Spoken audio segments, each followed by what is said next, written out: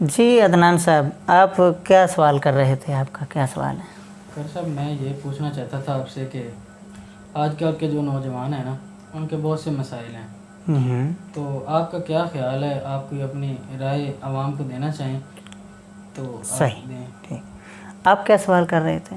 نوجوانوں کو کس فیلڈ میں جانا چاہیے؟ صحیح، میں اصل میں آپ کے ان دونوں سوالوں کو اور چند ایک سوال آپ نے بھی کیے، تو ان سب سوالوں کو ملا کرنا یہ کہتا ہوں کہ نوجوانوں کے ویسے تو کئی مسائل ہیں، لیکن اگر ہم ان سب مسائل کو اکٹھا کریں نا تو صرف ایک ہی مسئلہ بنتا ہے۔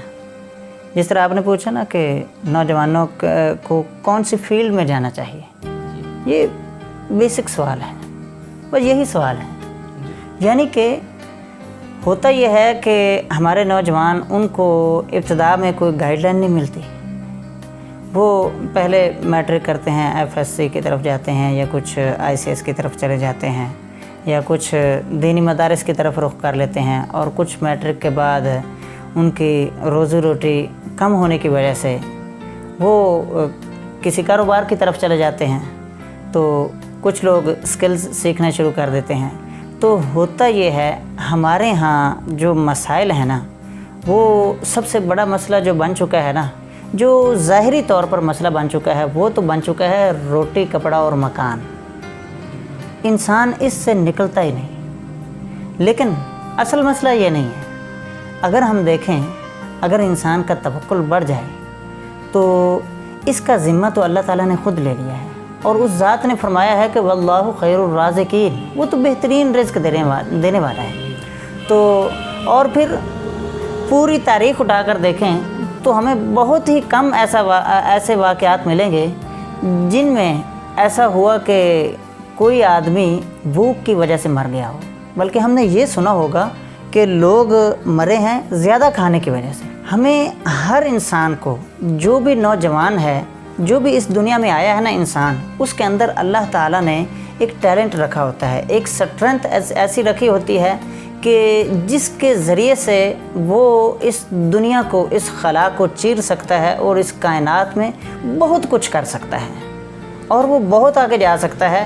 اس کے اندر اللہ تعالیٰ نے ایسی کئی خوبیاں رکھی ہوتی ہیں۔ ہمارا جو دماغ ہے نا، یہ دماغ اور اس کے ساتھ ساتھ جو ہمارا معاشرہ، ہمارا سماج ہے، دماغ کے میں اصل میں دو حصے کرتا ہوں۔ ایک وہ دماغ جو کہ قدیم طریقے سے چلا آ رہا ہے، اور ایک ہمارا معاشرہ۔ یہ دونوں مل کر کوشش کرتے ہیں اس بات کی کہ کوئی بھی انسان کوئی نیا کام نہ کرے، تو یہ اس کو روکتے رہتے ہیں۔ جب بھی کوئی انسان نیا کام کرتا ہے تو یہ پریشان ہو کر بیٹھ جاتے ہیں۔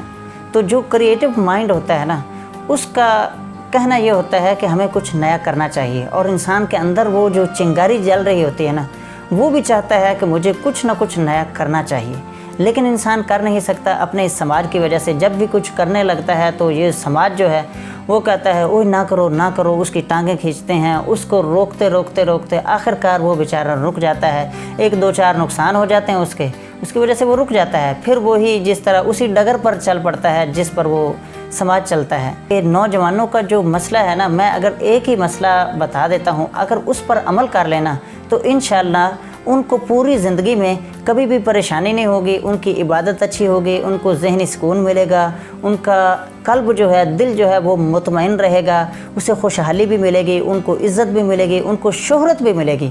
وہ یہ ہے کہ جو صلاحیت اللہ تعالیٰ نے ان کو عطا کی ہے، بس اس کے پیچھے لگ جائیں اور اس میں نکھار پیدا کریں۔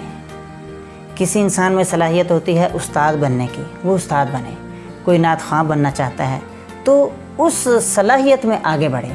کوئی انسان ایسے ہوتے ہیں جو کہ لوگوں کی خدمت کرنا چاہتے ہیں، اگر وہ اس فیلڈ میں جائیں گے تو بہترین رہیں گے۔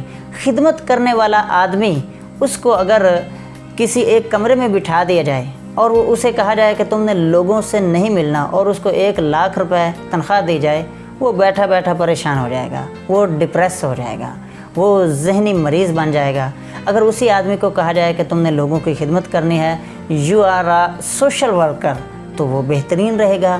اسی طرح ہم جس فیلڈ میں بھی دیکھیں، اگر کوئی انسان ایسا ہے جو کہ فوجی بننا چاہتا ہے تو اس کو ہم فوجی بنائیں۔ اگر کوئی انسان ایسا ہے جو کہ گھر میں رہ کر کام کرنا چاہتا ہے تو اس کو گھر میں رہ کر کام کرنا چاہیے۔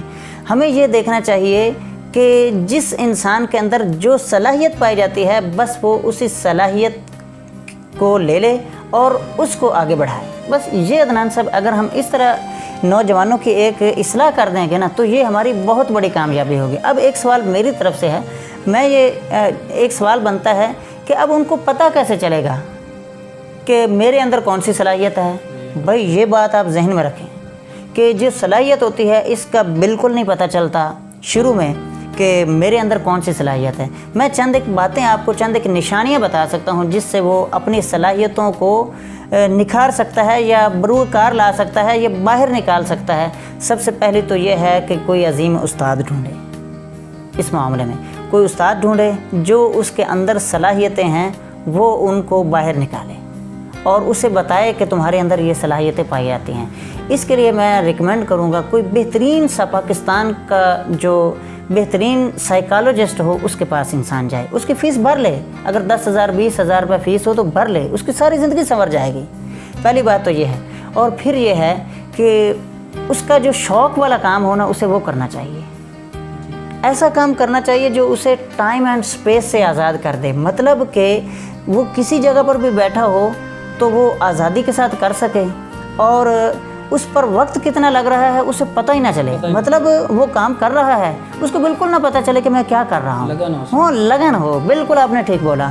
اور اسی طرح اس کام میں اسے شہرت ملے گی، جب وہ آگے بڑھے گا نا اس کام میں لوگ اسے اس نام سے پکاریں گے۔ اب دیکھیں آپ نے کئی کام کیے ہوں گے زندگی میں، آپ اپنے والد صاحب کے ساتھ بھی کام کرتے رہے، ایک دو دوستوں کے ساتھ مل کر اور بھی کام کرتے رہے، کئی کام کرتے رہے، لیکن میں یہ جانتا ہوں کہ آپ کی شہرت نعت خوانی کی وجہ سے ہے۔